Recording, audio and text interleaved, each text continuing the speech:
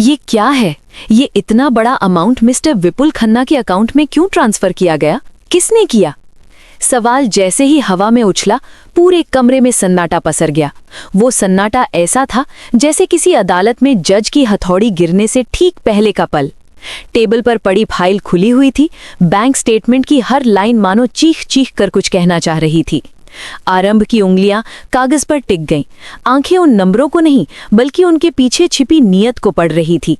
सामने बैठे लोग एक दूसरे को देखने लगे।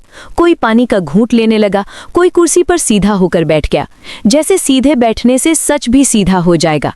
मैम, ये एक्चुअली, आवाज आई पर आधे वाक्य में ही दम तोड़ गई। आरंभ ने धीरे से गर्दन उठाई। उसकी आंखों में सवाल नहीं था, सीधा शक था। क्या? चुप क्यों हो गए? उसकी आवाज में ठंडक थी। कोई फ्रॉड किया है क्या आप लोगों ने? ये सवाल किसी तीर की तरह नहीं बल्कि तलवार की तरह चला, धीमा, भारी और जानलेवा। सामने से हड़बड़ाहट भरा जवाब आया, नहीं नहीं मैम, ऐसी कोई बात नहीं है। ये फंड उन्होंने ही ट्रांसफर करने के लिए कहा था।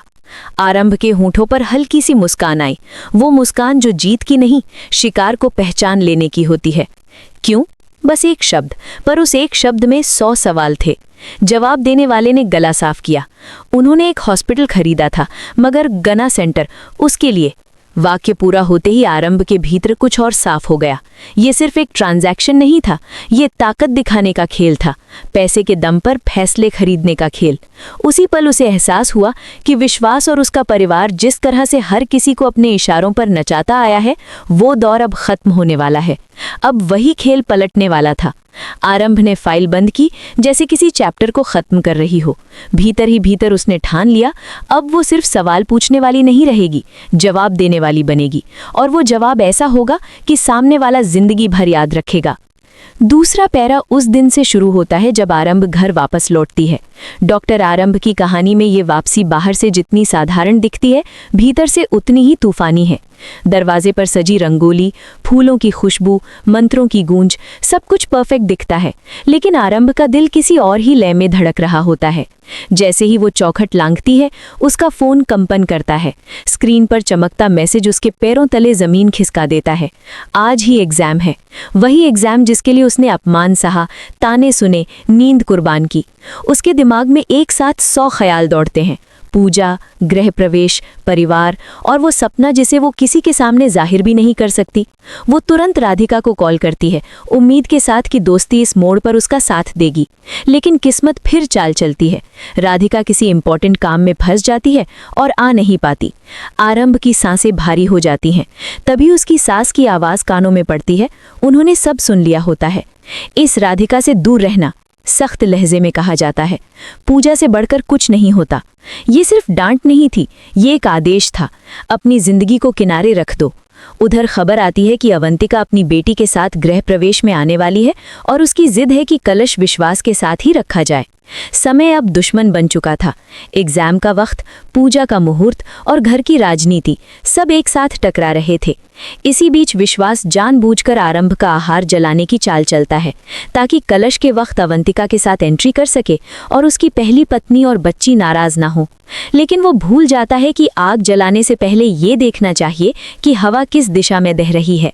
वो चाहे जितनी कोशिश कर ले, न वो अवंतिका को हासिल कर सकता है, न आरंभ को उसके हक से दूर, क्योंकि इस घर में अब सिर्फ रस्में नहीं, रणभूमि सज चुकी है। तीसरे पैरा में कहानी उस गहराई में उतरती है जहां आरंभ की खामोशी सबसे ज्यादा बोलने लगती है। सालों से उसने एक ही बात सुनी थी, लड़कियों का कुछ नहीं होता, सब लड़कों का होता है। घर, बिजनेस, नाम, सब उन्हीं का। उसकी सास का ये वाक्य घर की दीवारों में गूंजता रहता था, जैसे कोई लिखित कानून हो। जब भी आरंभ कुछ कहना चाहती, उसे बीच में ही रोक दिया जाता, क्योंकि वो काम नहीं करती, क्योंकि उसने अभी तक कुछ हासिल नहीं किया, क्योंकि उसके नाम पर कोई पहचान नहीं है। हर ताना उसके भीतर चुभता था, लेकिन वो जवाब नहीं देती थी। सब उसे कमजोर समझते थे, लाचार समझते थे। किसी को अंदाजा नहीं था कि वो चुप्पी के पीछे तैयारी चल रही है। वही एग्जाम जिसकी खबर किसी को नहीं थी, वो दे चुकी थी। ये उसका सबसे बड़ा हथियार था, उसकी सबसे बड़ी सच्चाई, जो अभी राज थी। वो जानती थी कि डॉक्टर बनना उसका भविष्य है और वो बनेगी, किसी के एहसान से नहीं, अपने दम पर। लेकिन उससे पहले वो एक हिसाब चुकता करना चाहती थी। विश्वास के बिजनेस की परतें अब उसके सामने खुल रही थी। फर्जी ट्रांजैक्शन, नाम बदलकर खरीदी गई प्रॉपर्टी, रिश्तों की आड़ में चल रहा खेल। आरंभ ने हर जानकारी को अपने दिमाग में जमा किया, जैसे कोई शतरंज खिलाड़ी हर चाल याद रखता है। वो ऐसा प्लान बना रही थी जिसमें विश्वास और उसकी पूरी फैमिली अपने ही जाल में फंस जाए। अब वो रोने वाली बहू नहीं थी, वो मुकाबला देने वाली खिलाड़ी थी। पूजा के मंत्र घर में गूंज रहे थे, लेकिन आरंभ के भीतर एक और मंत्र चल रहा था, सब्र, सही वक्त और करारा जवाब। चौथे पैरा में नकाब गिरने लगते हैं। विश्वास, जो अब तक सबके सामने राम बना घूम रहा था, सीधा सच्चा आदर्श पति, असल में भीतर से रावण था। उसकी मुस्कान के पीछे स्वार्थ छुपा था और उसके फैसलों के पीछे हिंसा की सोच। वो अपनी पत्नी को रास्ते से हटाने तक की हिम्मत रखता था, बस सब कुछ एक्सीडेंट का नाम दे देना चाहता था। लेकिन आरंभ अब उसकी हर चाल पड़ चुकी थी। वो जानती थी कि सीधे टकराने से जीत नहीं मिलती, बल्कि दुश्मन को उसकी ही गलती पर फिसलने देना पड़ता है। एक एक सबूत, एक एक दस्तावेज, एक एक गवाह, सब उसकी रणनीति का हिस्सा बन चुके थे। विश्वास और उसका परिवार ये समझ ही नहीं पाते कि शिकंजा कब कसने लगा। आरंभ अब खतरनाक बन चुकी थी, न गुस्से में, न बदले में, बल्कि समझदारी में। वो उसका रावण रूप सबके सामने लाने वाली थी, बिना शोर मचाए, बिना खुद को गंदा किए। कहानी अब उस मोड़ पर आ चुकी है जहां हर दर्शक की धड़कन तेज है। क्या आरंभ अपने प्लान में कामयाब होगी? क्या विश्वास का असली चेहरा सबके सामने आएगा? क्या वो बिजनेस, रिश्ते और अहंकार तीनों को एक साथ तोड़ पाएगी? आने वाले एपिसोड्स में यही तूफान उठने वाला है। अब ये सिर्फ एक औरत की लड़ाई नहीं, ये उस सोच के खिलाफ जंग है जो औरत को कमजोर समझती है।